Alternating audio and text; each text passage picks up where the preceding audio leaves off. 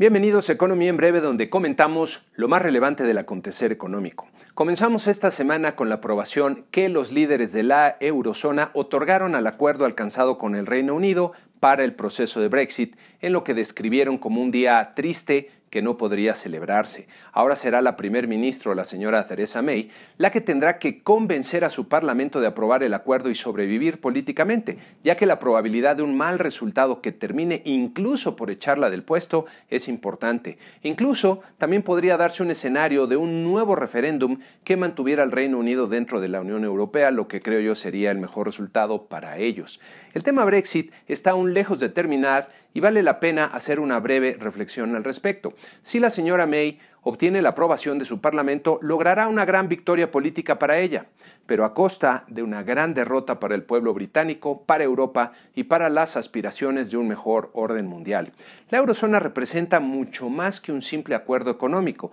Representa, creo yo, el mejor intento hasta el momento de lograr una cooperación más avanzada entre diferentes pueblos y países, el sueño de hacer a un lado las diferencias que nos separan para construir sobre las similitudes que nos unen y la oportunidad de avanzar en la construcción de un mundo más civilizado. La salida del Reino Unido representa un paso hacia atrás en este sueño y el regreso hacia un mundo donde los países compiten más de lo que cooperan. Representa un triunfo de las diferencias que nos separan frente a las aspiraciones que nos unen, un retroceso en el camino hacia la prosperidad y el triunfo de la ignorancia sobre la razón. Si el Parlamento británico aprueba el Brexit, un montón de consecuencias económicas y financieras negativas para el Reino Unido comenzarán a aparecer y vendrán, creo yo, tiempos difíciles para ellos. En fin, ya veremos qué pasa, pero coincido en que fue un día triste, no solo para Europa, sino para los que aspiramos a un mundo mejor y más civilizado. Continuando con los temas de la semana, los precios internacionales del petróleo continuaron bajando de forma abrupta, como podemos ver en nuestra gráfica, con el precio del petróleo Brent en la línea clara acumulando una caída de 34% respecto al pico que alcanzó hace un par de meses. El nerviosismo en el mercado petrolero continúa ante la incertidumbre sobre posibles cambios en la producción de la OPEP y, como decíamos la semana pasada, el riesgo de un debilitamiento importante en el crecimiento económico global. En este entorno, los mercados accionarios tuvieron una mala semana al perder 2.28% en el promedio de los 10 índices que seguimos usualmente. Las caídas fueron especialmente pronunciadas en los mercados estadounidenses. Aquí en esta gráfica pueden ver el índice Dow Jones Industrial en el 2018, que en la última semana perdió 4.44% y del reciente pico que ven aquí hace un par de semanas al cierre del viernes acumuló una caída de 7.3%. Miren,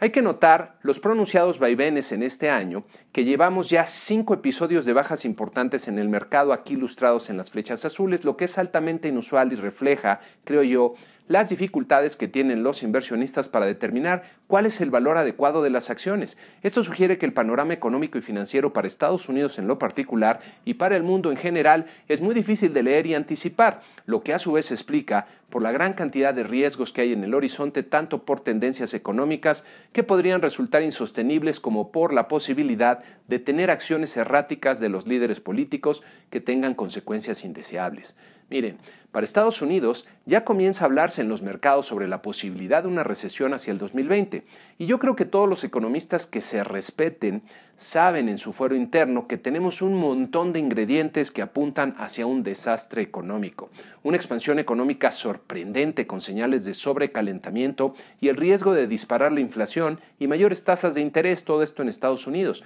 una política fiscal imprudente basada en un endeudamiento insostenible, un proteccionismo irracional y temerario y un presidente tomando acciones imprudentes que trastocan los balances políticos de su democracia y está destruyendo el orden económico y financiero global. Si a ello sumamos todo lo que ocurre en el entorno económico, financiero y político en otras latitudes, creo que queda claro el por qué los inversionistas y los mercados financieros están tan sensibles y volátiles. Pasando a México, el mercado accionario también tuvo una mala semana, como podemos ver en nuestra gráfica acostumbrada, al perder 2.78%. En esta siguiente gráfica pueden ver los fuertes vaivenes que ha mostrado nuestro mercado accionario, destacando una contracción de 17.4% del 1 de octubre a la fecha. Nuestro tipo de cambio se depreció en la semana 1.14% para terminar en 20.42 pesos por dólar en el mercado interbancario, y las tasas de interés de los bonos M a 10 años, que son bonos emitidos por el gobierno y denominados en pesos a tasa nominal, se mantuvieron fluctuando por arriba del 9%, como pueden ver en la línea verde de esta gráfica, mientras que la tasa de los bonos similares de Estados Unidos han bajado de forma significativa en las últimas semanas. En esta siguiente gráfica podemos ver el comportamiento de los principales indicadores de nuestros mercados financieros en lo que va del año, donde todos comienzan en 100 para hacerlos comparables. Usualmente se presentan vaivenes en diferentes sentidos, ya que las variables reaccionan a los diferentes factores que son relevantes. Pero vean cómo en las últimas semanas se ha observado un deterioro simultáneo importante, con el tipo de cambio y las tasas de interés subiendo y el mercado accionario cayendo de forma significativa. Esto quiere decir que está saliendo dinero de nuestros mercados, que los ahorradores e inversionistas están buscando activos financieros en otros países. Y vale la pena recordar que los mercados financieros no son solo el reflejo de los más ricos, sino también de los ahorradores de clase media y de los administradores profesionales como las Afores.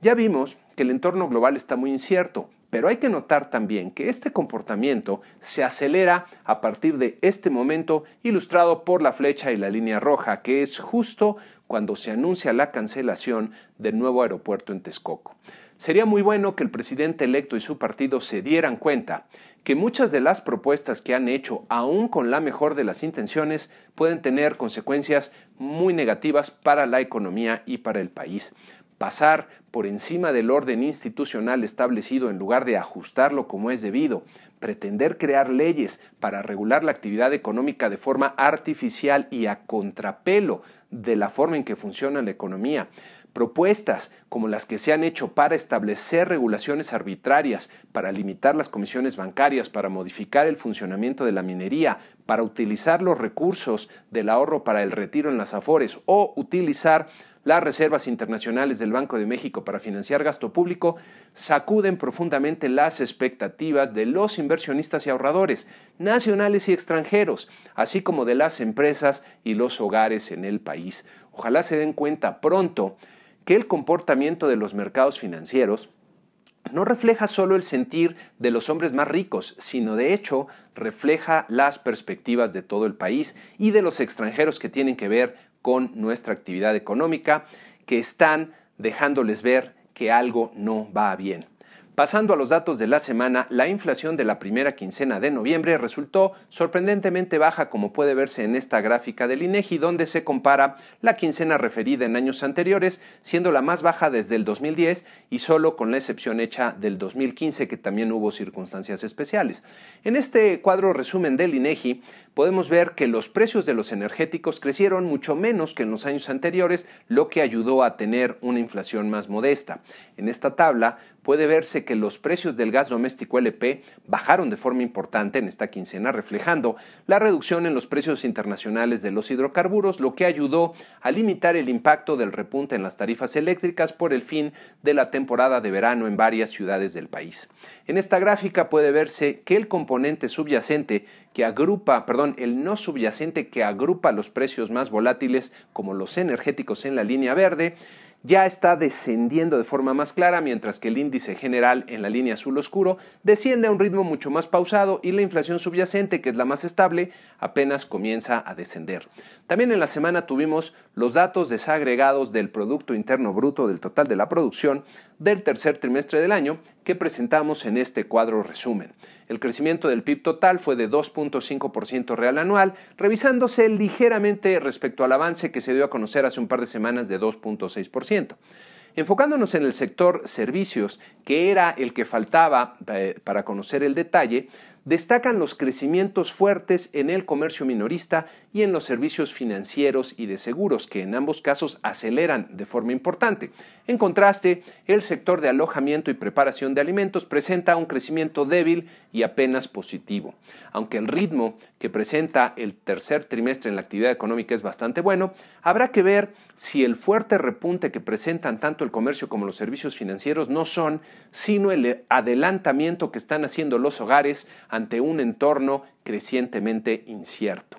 En la semana que inicia tendremos mucha información relevante, además de que habrá que estar pendiente de la marcha de los mercados financieros mundiales que podrían seguir muy inquietos. En Estados Unidos tendremos las minutas de la última decisión de política monetaria de la Reserva Federal y la primera revisión a las cifras del PIB del tercer trimestre. En México tendremos varios indicadores que pueden ver aquí, destacando las minutas de la última decisión de política monetaria y el informe trimestral del Banco de México, donde presentarán la revisión de sus pronósticos macroeconómicos y la lectura que tienen sobre la marcha de la economía. Y con esto concluimos este programa número 103 de Economía en Breve, con la invitación usual a que se suscriban al canal para que les llegue un mensajito cada vez que se publica uno de estos programas. Si les gustó el video, que le den like y desde luego que lo compartan entre aquellos a los cuales consideren que les puede ser también de utilidad. Muchas gracias y muy buena semana.